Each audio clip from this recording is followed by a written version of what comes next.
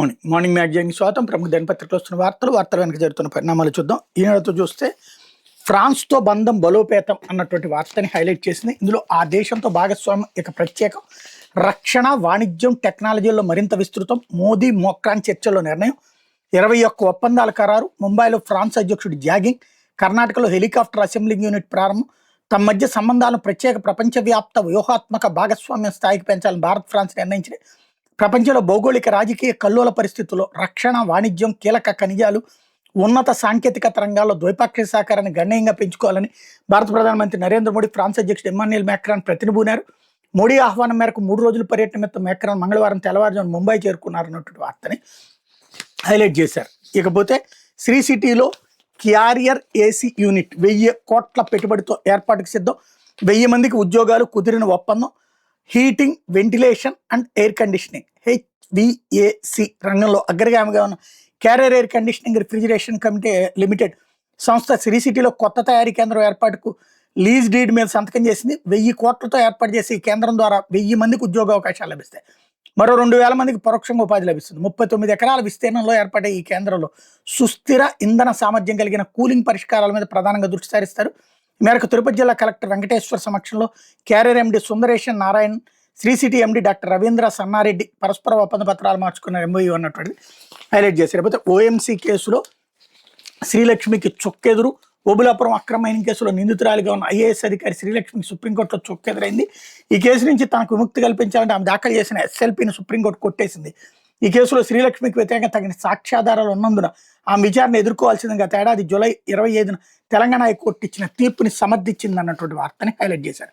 లేకపోతే కల్తీ నెయ్యిని కప్పిపుచ్చేందుకే వైకాపా కుట్ర, సంబంధమే లేని హెరిటేజ్ పేరుతో మండలిలో రభస, మంత్రి అచ్చెన్నాయుడు ధ్వజం, హిందూ సంస్కృతి దేవుళ్లపై ఆ పార్టీ దాడి చేస్తోందని ఆగ్రహం, సభా కార్యకలాపాలకు పదే అడ్డు తగిలిన వైకాపా సభ్యులు 3 సార్లు వాయిదా, తిరుపతి లడ్డు తయారీలో కల్తీ నెయ్యి వ్యవహారం శాసనమండలి కుదిపేసింది, అధికార ప్రతిపక్ష సభ్యుల మధ్య సవాళ్లు ప్రతిసవాళ్ళకి దారితీసింది. తమ హయాంలో జరిగిన నెయ్యి కల్తీ నుంచి జనం దృష్టి మరల్చేందుకు వైకాపా సభ్యులు మండలిని వేదికగా చేసుకున్నారని, వ్యవహారంతో సంబంధం లేని హెరిటేజ్ సంస్థను తెరపైకి తెచ్చి రభస చేశారని మంత్రి అచ్చెన్నాయుడు మండిపడ్డారు. హిందూ దేవుళ్ళు సంప్రదాయాలను దెబ్బతీసే వ్యూహంతో వైకాపా వ్యవహరిస్తోందని ధ్వజమెత్తారు. హెరిటేజ్పై వైకాపా సభ్యుల ఆరోపణలు నిరాధారమని కొట్టిపారేశారు. ఆధారాలు తెస్తే దీనిపై ఎన్ని రోజులైనా చర్చించేందుకు ప్రభుత్వం సిద్ధంగా ఉందని సవాల్ విసిరారు అన్నటువంటిది హైలైట్ చేశారు. ఇకపోతే విధులు నిర్వర్తించని ఎమ్మెల్యేలను రీకాల్ చేయాలి. 7-8 దేశాల్లో ఈ విధానం ఉంది. సభకు రాని ఎమ్మెల్యేలు జీతాలు ఎలా తీసుకుంటారు? స్పీకర్ అయ్యన్న పాత్రుడు. సాఫ్ట్వేర్ సాంకేతిక సమస్య కారణంగా మైకులు పనిచేయనందునే మంగళవారం ఉదయం శాసనసభ కాస్త ఆలస్యంగా ప్రారంభమైన స్పీకర్ చింతకాయల అయ్యన్న పాత్రుడు తెలిపారు. సభ ప్రారంభానికి ముందే సిస్టమ్ని తనిఖీ చేసుకోవాలి కదా అని అధికారిని హెచ్చరించానని చెప్పారు. సభ్యులు రానందు వల్ల కోరం లేక ఆలస్యమైందనేది వాస్తవం కాదు.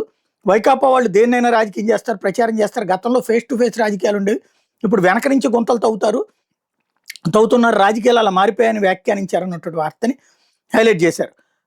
అసెంబ్లీ ల్యాబీల్లో ఆయన విలేకరులతో ఇష్టాగోష్ఠిగా మాట్లాడారన్నట్టు. లేకపోతే ఇంటింటికి వైద్యం మేము అందించాం.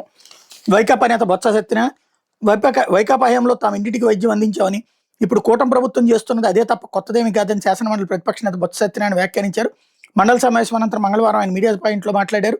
రాష్ట్రంలో 71 లక్షల మందికి వైద్య పరీక్షలు చేశామని, సంజీవని కార్యక్రమం సమగ్ర ఆరోగ్య వేదికగా తీర్చిదిద్దుతున్నామని బిల్గేట్స్ పర్యటనలో సీఎం చంద్రబాబు అన్న మాటలపైన ఆయన వ్యాఖ్యానించారన్నటువంటి వార్తని హైలైట్ చేశారు. లేకపోతే ఒంటరి మహిళ, ఆమె కుమార్తెపై లైంగిక వేధింపులు, లక్షల్లో సొమ్ము తీసుకుని తిరిగి చెల్లించకుండా బెదిరింపులు, దళితులంటూ కులం పేరుతో అసభ్య దోషంలో బాధితురాలు నగ్న చిత్రాలని, దృశ్యాలను ఇతరులకు పంపిస్తూ చిత్రవద, అసెంబ్లీలో ASO మునిరాజాపై బాధితురాలి ఫిర్యాదు, అరెస్ట్ చేసిన విజయవాడ పోలీసులు 14 రోజులు రిమాండ్. అతను Group 2 ఉద్యోగి, రాష్ట్ర అసెంబ్లీలో ASOగా పనిచేస్తున్నారు. పేరు BKN మునిరాజా. దళితుడైన భర్తను కోల్పోయి 2 పిల్లలతో ఉంటున్న ఒంటరి మహిళపైన, మైనర్ అయిన ఆమె కుమార్తె పైన లైంగిక వేధింపులకు పాల్పడుతున్నాడు. ఆమె నుంచి పలు విడతల్లో లక్షల్లో సొమ్ము తీసుకుని తిరిగి చెల్లించకుండా బెదిరిస్తున్నాడు. కులం పేరుతో అసభ్య దోషణలకు పాల్పడుతున్నాడు. ఆ మహిళ నగ్న చిత్రాలని, దృశ్యాలని పలువురికి పంపిస్తామని చిత్రవదకు గురి చేస్తున్నాడు. 2.5 ఏళ్లుగా కొనసాగుతున్న ఈ వేధింపులపై బాధితురాలు గతంలో ఒకసారి పోలీసులను ఆశ్రయించగా మునిరాజాపై కేసు నమోదైంది. అయినా అతడి ప్రవర్తన మారలేశారు కదా. వేధింపులు మరింత పెరిగాయని, అవి తాళలేకపోతున్నాయని బాధిత మహిళ తాజాగా మరోసారి ఫిర్యాదు చేయగా మునిరాజాని విజయవాడ పోలీసులు అరెస్ట్ చేసి కోర్టులో హాజరుపరిచారు. న్యాయాధికారి అతనికి 14 రోజులు రిమాండ్ విధించారు. మునిరాజా గతంలో నేర చరిత్ర అతనిపై విజయవాడలో నున్న పోలీస్ స్టేషన్ పరిధిలో 1 కేసు, చిత్తూరు జిల్లా బంగారపాలెం పోలీస్ స్టేషన్ 4 కేసులు ఉన్నాయి. డిప్యుటేషన్పై తూనికల శాఖ ఇన్స్పెక్టర్గా పనిచేసిన మునిరాజా ఆ హోదాలో బాధిత మహిళను పరిచయం చేసుకున్న తర్వాత ఆమెపై వేధింపులకు పాల్పడ్డాడని పోలీసులు ప్రాథమికంగా గుర్తించారు. ఆ వివరాలు రిమాండ్ రిపోర్టులు ప్రస్తావించారు. పలువురు ఎమ్మెల్యేలు, ఎమ్మెల్సీల పేర్లు చెప్పుకుని ఇతరుల బెదిరింపులకు పాల్పడుతున్నారని ఆరోపణలున్నాయి. ఇతను కాకి యూనిఫామ్ ధరించి ఆ ముసుగులో దందాలకు పాల్పడమే కాకుండా తనను వేధించాడని బాధిత మహిళ ఫిర్యాదులో ప్రస్తావించారు. మున్రాజుపై బిఎన్ఎస్లోని పలు సెక్షన్లతో పాటు ఫోక్సో చట్ట కింద కేసు నమోదైంది. రిమాండ్ రిపోర్టు బాధితురాలి ఫిర్యాదులోని ముఖ్యాంశాలు ఇలాగ ఉన్నాయి అన్నటువంటిది హైలైట్ చేశారు. ఇకపోతే సాక్షి ఆ పాపం బాబుదే అన్నటువంటిది హైలైట్ చేసింది. కిలో నెయ్యి 300 నుంచి ఏకంగా 658కి ఎందుకు పెరిగింది? హెరిటేజ్తో ఇందాపూర్ డైరీకి ఉన్న సంబంధం ఏంటి, బంధం ఏంటి? ఈ విషయంపై చర్చిద్దామంటే దుర్మార్గంగా మైకులు కట్ చేస్తారా? వాయిదా తీర్మానంపై చర్చకి ఎందుకు భయపడుతున్నారు? టీటీడీకి ఇందాపూర్ డైరీ నెయ్యి సరఫరాపై అట్టుడికిన శాసనమండలి. శ్రీవారిని అడ్డు పెట్టుకుని రాజకీయం చేయడంపై వైఎస్ఆర్సీపీ నిప్పులు. చంద్రబాబు అధికారంలోకి రాగా నెయ్యి సరఫరా ధర రెట్టింపు చేసే కుట్ర. లడ్డూలో జంతువుల కొవ్వు కలిపి నెయ్యి అంటూ వాడారని దుష్ప్రచారం. తన హెరిటేజ్కి తన సంబంధికులకి భారీ లబ్ధి చేకూర్చేందుకు స్కెచ్. ఈ ముసుగులో కిలో నెయ్యి 658 రూపాయలతో ఇందాపూర్ డైరీకి కట్టబెట్టిన వైను. వరుస గట్టలతో హెరిటేజ్ ఇందాపూర్ భాగమేనని బట్టబయలు. ఈ విషయం సభలో చర్చకు రాకుండా డ్రామా. తిరుమలలో నిర్దిష్ట విధానంలో నాణ్యత పరీక్షల తర్వాత నెయ్యి వాడకం. గత బాబు పాలన ముందు ఆ తర్వాత జగన్ పాలనలోనూ అదే విధానం. చంద్రబాబు కుటుంబానికి చెందిన హెరిటేజ్ సంస్థ వ్యవహారంతో మంగళవారం శాసనమండలి అట్టుడికింది. హెరిటేజ్ నెయ్యిని ఇందాపూర్ డైరీ పేరుతో తిరుమల తిరుపతి దేవస్థానానికి సరఫరా చేయడంపై చర్చకు అనుమతించాలని వైఎస్ఆర్సీపీ పట్టుబట్టింది. ఈ క్రమంలో ఎమ్మెల్సీలు కేఆర్జే భరత్, సిపాయి సుబ్రహ్మణ్యం ఇచ్చిన వాయిదా తీర్మానాన్ని చైర్మన్ కొయ్య మోషేశ్వరరాజు తిరస్కరించిన విషయంపై చర్చకు అనుమతించాల్సిందని, తద్వారా హెరిటేజ్తో ఇందాపూర్ డైరీ బంధం బయట పెట్టాలని వైఎస్ఆర్సీపీ సభ్యులు నినదించారన్నటువంటిది హైలైట్ చేశారు. కంటి పాపను చిదిమేశాడు. గంజాయి మత్తులో నర్రోప రాక్షసుడి ఘాతుకం. 7 ఏళ్ల చిన్నారిపై లైంగిక దాడి. నీటి డ్రమ్ములో ముంచి చంపేసిన ఉన్మాది. నిందితుడి ఇంట్లోనే బయటపడిన చిట్టి తల్లి మృతదేహం. మదనపల్లిలో వెల్లువెత్తిన ప్రజాగ్రహం. నిందితుని అప్పగించాలంటే ఆందోళన. కుటిల సర్కారు నిర్లక్ష్యానికి ముక్కుపచ్చలారిన మరో పసిపాప బలైపోయింది. మత్తెక్కిన నరరూప రాక్షసుడి కబంధ హస్తాలు విలవెల్లాడి విగతజీవిగా మారిపోయింది. కామాంధుడి పైశాచికత్వానికి డ్రమ్ములో నిర్జీవంగా దర్శనమిచ్చింది. ఈ దృశ్యాన్ని చూసిన మాతృహృదయాలు తల్లడిల్లిపోయాయి. ఇన్నాళ్ళు అల్లారుముద్దుగా కంటికి రెప్పలా కాపాడుకున్న చిట్టి తల్లిని చూసి ఆ తల్లిదండ్రులు గుండెలు అవిసేలా రోధించారు. ఈ హృదయ విదారక ఘటనపై అన్నమయ్య జిల్లా కేంద్రం మదనపల్లె కదిలిపోయింది.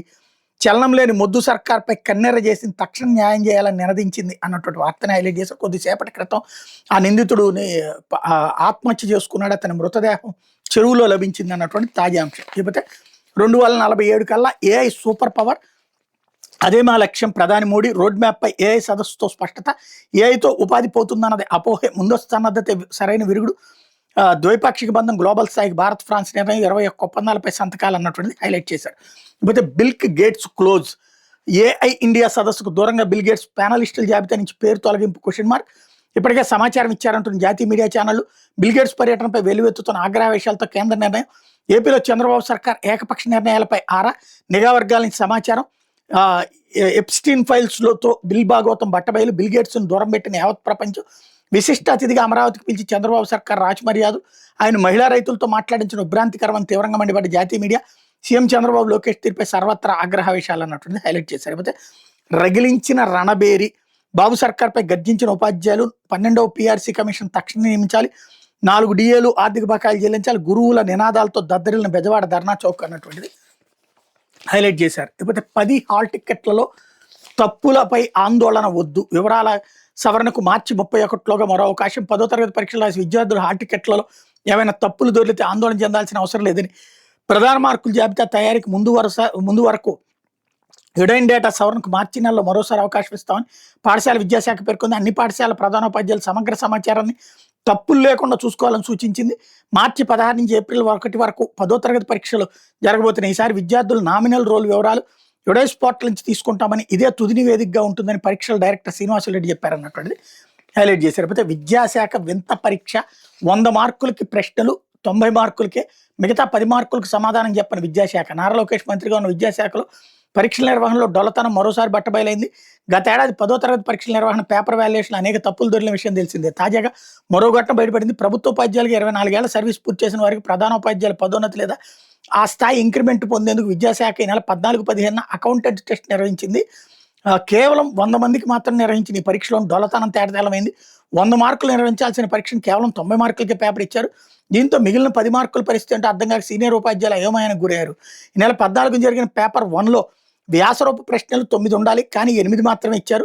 షార్ట్ ఆన్సర్ ప్రశ్నలు ఇట్లాంటి పరిస్థితి ఎదురైంది. ఈ పరీక్షకు సంబంధించిన హాల్ టికెట్ల ముద్రణలో తప్పులు దొరకడంతో 100 మందిలో 15 మంది ఉపాధ్యాయులు పరీక్షలు రాయలేకపోయారని ఆవేదన వ్యక్తం చేశారు. 2024 డిసెంబర్లో నిర్వహించిన పరీక్షలోని ఇదే పరిస్థితి ఎదురైంది అంటున్నారు.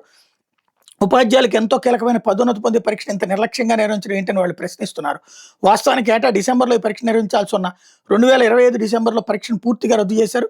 విద్యాశాఖ నిర్లక్ష్యంతో జరిగిన తప్పునికి బాధ్యత వహించాలని తాము కోల్పోయిన 10 మార్కులు గ్రేస్ మార్కులు ఇవ్వని గిల్డ్ రాష్ట్ర అధ్యక్ష ప్రధాన కార్యదర్శి బి చిట్టిబాబు, ఎల్కే చిన్నప్ప, ప్రతినిధి ప్రభాకర్ రెడ్డి డిమాండ్ చేశారన్నటువంటిది హైలైట్ చేశారు. అయితే సూపర్ స్పెషాలిటీలో 65% ప్రొఫెసర్ పోస్టులు ఖాళీ, త్వరలో భర్తీ చేయనున్నట్టు మంత్రి వెల్లడి. మెడికల్ ఎడ్యుకేషన్ పరిధిలోని బోధనా ఆసుపత్రిలో 13 సూపర్ స్పెషాలిటీ విభాగాలు 65% ఖాళీలు ఉన్నాయని వైద్య శాఖ మంత్రి సత్యకుమార్ మంగళవారం ప్రకటనలో పేర్కొన్నారు. ఖాళీలను భర్తీ చేయడానికి చర్యలు తీసుకోవాలని అధికారులను ఆదేశించినట్టు వెల్లడించారు.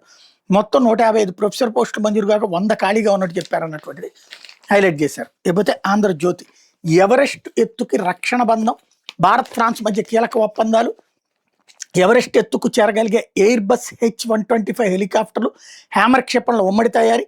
కర్ణాటకలోని వేమగల్లో టాటా ఎయిర్ బస్ యూనిట్ ప్రారంభించిన ప్రధాని మోడీ ఫ్రాన్స్ అధ్యక్షుడు మేక్రాన్. సాంకేతికతల ఆవిష్కరణలో భాగస్వామ్యం కోసం ఇండియా ఫ్రాన్స్ సృజనాత్మక సంవత్సరం 2026. రక్షణ ఖనిజాలు, అత్యాధునిక సాంకేతికత, ఆరోగ్య రంగాల్లో పరస్పర సహకారం కోసం 21 ఒప్పందాలు. ముంబైలోని లోక్ భవన్లో మోడీ మేక్రాన్ భేటీ. ఫ్రాన్స్ నైపుణ్యానికి తోడుగా భారత్ సామర్థ్యాలు. మోడీ రక్షణ సహకారం మరింత విస్తృతం. మేక్రాన్ 3 రోజుల పాటు భారత్ పర్యటనలో ఫ్రాన్స్ అధ్యక్షుడు అన్నటువంటిది హైలైట్ చేశారు. లేకపోతే కళ్ళజోడు, ఏఐ తోడు, భారతీయ భాషలను రియల్ టైంలో అనువదించే సర్వం కేజ్ గ్లాసెస్ బెంగళూరు స్టార్టప్ ఘనత. ఇండియా ఏఐ సమ్మిట్లో ధరించిన ప్రధాని. సోషల్ మీడియాలో వినియోగంపై వయసుల వారి నియంత్రణ. కేంద్ర మంత్రి అశ్విని వైష్ణవ్. డేటా సెంటర్లపై అదాని గ్రూప్ 9 లక్షల కోట్లు అన్నటువంటి హైలైట్ చేశారు. లేకపోతే సుప్రీంకోర్టులో శ్రీలక్ష్మికి ఎదురు దెబ్బ. ఓఎంసీ కేసును ట్రయల్ కోర్టులోనే తేల్చుకోవాలని అత్యున్నత న్యాయస్థానం. గతంలో మరో పిటిషన్ అనుకుని స్టే ఇచ్చామన్న కోర్టు. ఇన్ని రోజులు స్టేని ఎంజాయ్ చేశారు కదా అంటూ వ్యాఖ్య. నిర్దోషిగా ప్రకటించాలని పిటిషన్ డిస్మిస్. శ్రీలక్ష్మి మరిది అక్రమాస్తులు కూడబెట్టారు గనుక గనుల కేటాయింపులో లంచం అడిగారు. విచారణలో అక్రమాలను బయటపడితే సుప్రీంకోర్టులో దర్యాప్తు సంస్థ వాదనలు అన్నటువంటిది హైలైట్ చేశారు. లేకపోతే నాణ్యమైన లడ్డూలు అంటూ అత్యంత పారదర్శకంగా నెయ్యి కొనుగోలు. టీటీడీ క్వాలిటీ దెబ్బతినకుండా నిబంధనల్లో మార్పులు. టెండర్లు దక్కించుకున్న సంస్థల నిబంధనల ప్రకారం అన్ని పరీక్షలు ఉత్తీర్ణత సాధించే ఎన్డీడీబీ నిపుణులు సూచించిన ఆవు నెయ్యి ధర పరిగణలోకి. టెండర్ కేటాయింపులోని పారదర్శకత. శ్రీవారి ప్రసాదాల నాణ్యతను, పవిత్రతను కాపాడడానికి కట్టుబడి ఉన్న టీటీడీ అడ్డగోలు ఆరోపణలపై వాస్తవాలతో సవివర ప్రకటన అన్నటువంటిది హైలైట్ చేశారు. అయితే మండల్లో వైసీపీ రచ్చ అంటూ హెరిటేజ్పై చర్చకు పట్టు. గంటల తరబడి నినాదాలు. చైర్మన్ పోడియం చుట్టుముట్టిన ప్రతిపక్ష సభ్యులు. సంబంధం లేని అంశాన్ని ప్రస్తావిస్తారు మంత్రుల ఆగ్రహం. పలుమార్లు సభను వాయిదా వేసిన చైర్మన్ అన్నటువంటి వార్తను హైలైట్ చేశారు. హిందూ దేవుళ్ళ భక్తులపై జగన్ పగబట్టారంటూ అచ్చన స్టేట్మెంట్ ఇక్కడ హైలైట్ చేశారు. అయితే బడులకి 5 స్టార్ రేటింగ్ అంటూ లోకేష్. ఆక్వా రైతులకు యూనిట్ ధర ₹1.5 అంటూ గొట్టిపాటి స్టేట్మెంట్లను కూడా ఇక్కడ హైలైట్ చేశారు. లేకపోతే యుద్ధ నౌకలు సిద్ధం. నేడే విశాఖలో ఇంటర్నేషనల్ ఫ్లీట్ రివ్యూ. భారత్ నుంచి 70కి పైగా నౌకలు, జలాంతర్గాములు. ప్రత్యేక ఆకర్షణగా ఐఎన్ఎస్ విక్రాంత్, ఐఎన్ఎస్ సుమేధ నుంచి రాష్ట్రపతి సమీక్ష. విశాఖకు చంద్రబాబు నేడు రివ్యూకి హాజరు. విశాఖపట్నం తీరంలో అంతర్జాతీయ యుద్ధ నౌకల సమీక్షకు సమయం ఆసనమైంది. భారత నౌకాదళ నుంచి 70కి పైగా యుద్ధ నౌకలు, సబ్మెరైన్లు, కోస్ట్ గార్డ్ నౌకలు, 20 దేశాల నుంచి మరికొన్ని నౌకలు ఈ రివ్యూలో పాల్గొంటున్నాయి. బంగాళాఖాతంలో బుధవారం ఉదయం 8:55 గంటలకు రాష్ట్రపతి ద్రౌపది ముర్ము దేశ విదేశీ నౌకలను సమీక్షించబోతున్నారన్నటువంటిది హైలైట్ చేశారు. లేకపోతే ఆత్మహత్యకు ప్రేరేపించడం నేరమే. సినీ నటి ప్రత్యూష కేసులో సిద్ధార్థ రెడ్డికి 2 ఏళ్ల జైలు శిక్షను ఖరారు చేసిన సుప్రీంకోర్టు 4 వారాల్లోకి లొంగిపోవాలని ఆదేశం.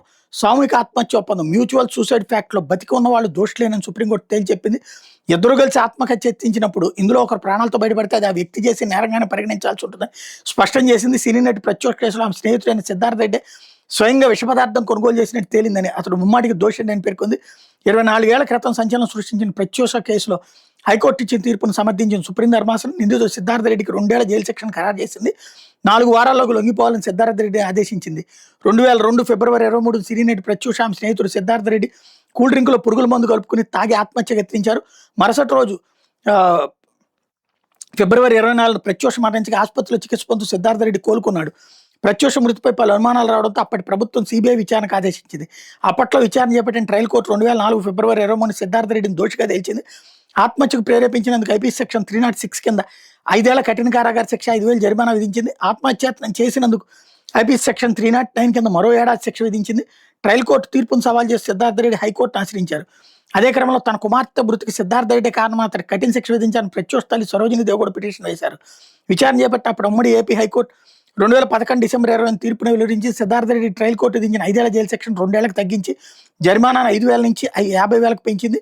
ఈ తీర్పును సిద్ధార్థ రెడ్డి సుప్రీంకోర్టులో సవాల్ చేశారు. తన నిర్దోషిగా ప్రకటించాలని అభ్యర్థించారు.